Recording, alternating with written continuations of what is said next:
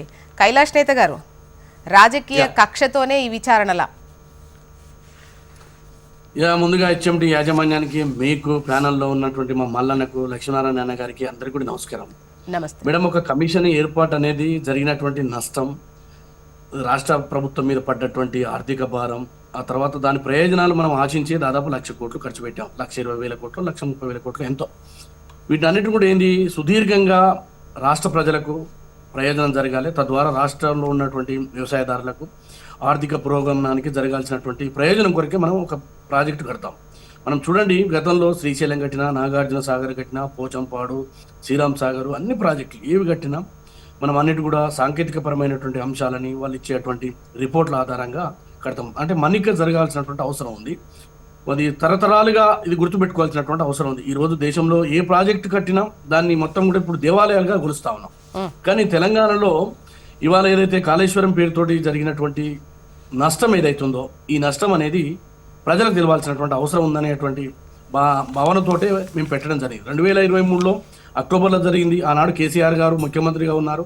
వారి పాలనలోనే అది కుంగడం జరిగింది. కుంగినప్పుడు నేషనల్ డ్యామ్ సేఫ్టీ అథారిటీ వాళ్ళు వచ్చినారు. ఎందుకు జరిగింది, ఎట్లా జరిగింది, దీనివల్ల వచ్చినటువంటి నష్టం ఏందని కూడా రిపోర్ట్ ఇచ్చినారు.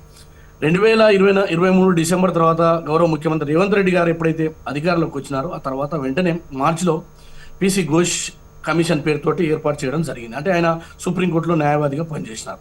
పనిచేసిన తర్వాత తన పని కార్యక్రమం చేస్తారు. ఇప్పుడు ఒక జస్టిస్ని నియమించారంటే అది ఆషామాషి వ్యవహారం కాదు, వ్యక్తులు కాదు, గతంలో రాజకీయ పార్టీతో సంబంధం లేనటువంటి విషయాన్ని నేను గుర్తు చేస్తా ఉన్నా, ప్రేక్షకులు గుర్తు చేస్తున్నా. ఇందులో రాజకీయ ప్రమేయం ఏముంటుంది? నిర్మాణ సంస్థలు, అదేవిధంగా ఇంజనీర్లు, అదేవిధంగా ఆర్థిక, నీటిపారుదల, తర్వాత వీళ్ళందరినీ కూడా ఒక్కొక్కరిగా విచారణ పిలిచినప్పుడు కొంతమంది స్వచ్ఛందంగా హాజరయ్యారు, మరికొంతమంది అఫిడవిట్ల రూపంలో ఇచ్చారు. ఈ అఫిడవిట్లు ఇచ్చిన తర్వాత కొంతమంది ఒకటి చెప్తారు, మరికొన్ని కొందరు చెప్తారు. మేడిగడ్డ బరాజ్ కుంగుబాటుతోనే ఈ కమిషన్ అనేది ముందుకు వచ్చింది చెయ్యాలి అని. అయితే ఓవరాల్గా టోటల్ కాళేశ్వరం ప్రాజెక్ట్ అనేది టోటల్ డ్యామేజ్డ్ ప్రాజెక్టు. అది కాళేశ్వరం కాదు, కూలేశ్వరం. టోటల్గా అంటే ఒక బరాజ్కు సంబంధించినటువంటి అంశాన్ని టోటల్గా ప్రాజెక్టే ఇది ఉపయోగం లేనటువంటి ప్రాజెక్టు, డబ్బు వృధా చేసినటువంటి ప్రాజెక్ట్ అన్నటువంటి ప్రొజెక్షన్ కాంగ్రెస్ ఇస్తోంది అనేది బీఆర్ఎస్ నేతల మాట. రాజకీయంగా వాళ్ళ నుంచి మేము ఆశించేది ఏముంటుంది? ఇప్పుడు ఒక ప్రభుత్వము ఇవాళ ఎంక్వైరీ జరుగుతుంటే జరిగినటువంటి నష్టం మీద మేము ఎంక్వైరీ చేస్తూ ఉంటే, ఇప్పుడు మళ్ళీ బట్టగాల్చి మీరేస్తున్నారని చెప్పేసి మళ్ళీ మీరు రోడ్ల మీదకి ఎక్కడం అనేది ధర్మం కాదు. ఎందుకంటే ఇది జరుగుతున్నటువంటి ఎంక్వైరీలో కూలినటువంటి పిల్లర్ల మీద, అవినీతి మీద జరుగుతూ ఉంది. ఆ ఎంక్వైరీ ఒక్కొక్కటిగా వస్తుంది. ఇవాళ మీరు ఆనిముత్యమా, స్వాతిముత్యమా, ఏదైనా కావచ్చు, ఎంక్వైరీకి సహకరించినప్పుడు బయటకు వస్తుంది. వాళ్ళు ఇంజనీరింగ్ ఏం చెప్పిర్రు? అన్ని కర్త కర్మ క్రియ, ఇంజనీరు, డాక్టరు అన్ని ముఖ్యమంత్రి గారు, ఆనాటి ముఖ్యమంత్రిగా పనిచేసిన కేసీఆర్ గారి నాయకత్వంలో మేము చేయడం జరిగింది. మేము చెప్పిన దాన్ని వాళ్ళు చేయలేదు.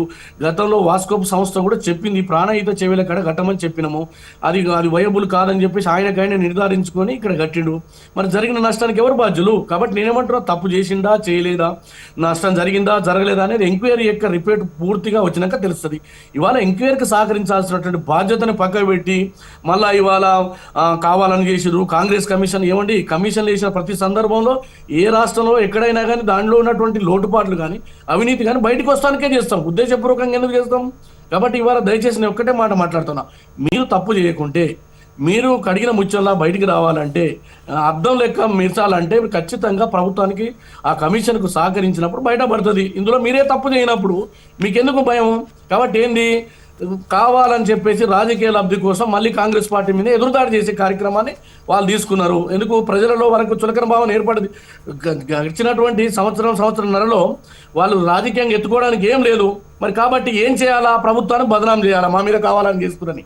కాబట్టి నేనేమంటున్నానంటే, ఎంక్వైరీకి సహకరించడం ద్వారా ముఖ్యమంత్రిగా పనిచేసినటువంటి కేసీఆర్ గారి యొక్క ఉందాతనం పెరుగుతుంది తప్ప తగ్గదు.